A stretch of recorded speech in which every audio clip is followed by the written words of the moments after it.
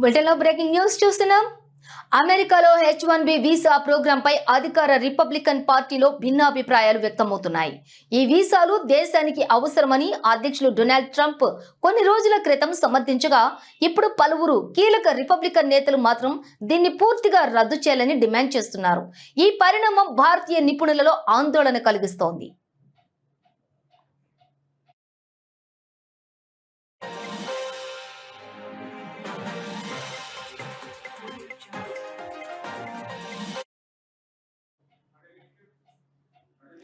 Republican Congress సభ్యురాలు Marjorie Taylor green ఈ విషయంలో దూకుడుగా ఉన్నారు. వైద్య రంగం మినహా అన్ని రంగాల్లో H1B వీసాలను నిషేధించాలని కోరుతూ తాను ఒక బిల్లును ప్రవేశపెట్టనున్నట్లుగా సోషల్ మీడియాలో ప్రకటించారు.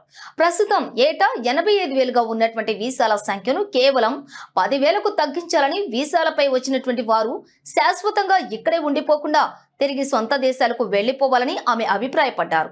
మరో రిపబ్లికన్ సభ్యుడు ఆండీ ఓగ్లెస్ కూడా ఈ డిమాండ్కు మద్దతు తెలిపారు.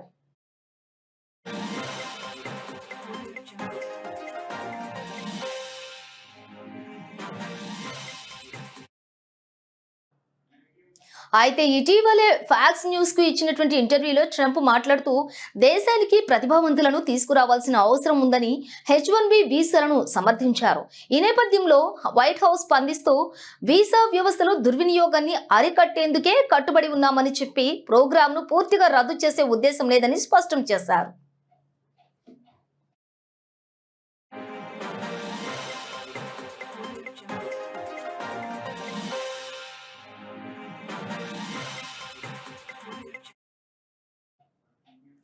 మరోవైపు H1B వీసాలను రద్దు చేస్తే అమెరికా ఆర్థిక వ్యవస్థకే తీవ్ర నష్టమని ప్రముఖ పరిశోధకులు, న్యాయ నిపుణులు హెచ్చరిస్తున్నారు.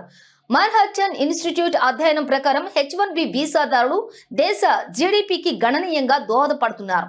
ముఖ్యంగా భారతీయ వలసదారులు ఆర్థికంగా అత్యంత ప్రయోజనకరమైన సమూహమని ఈ నివేదిక పేర్కొంది. అయితే 2024లో మంజూరైన మొత్తం H1B వీసాలలో 70% పైగా భారతీయులే పొందడం గమనార్హం.